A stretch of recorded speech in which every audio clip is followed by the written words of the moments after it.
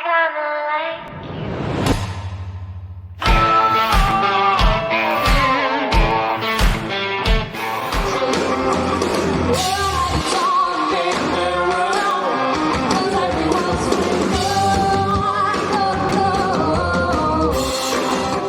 Ciao a tutti e a tutte, sono Nicole Stella, frontwoman di She Found, gruppo vincitore di Hybrid Music Contest 2020.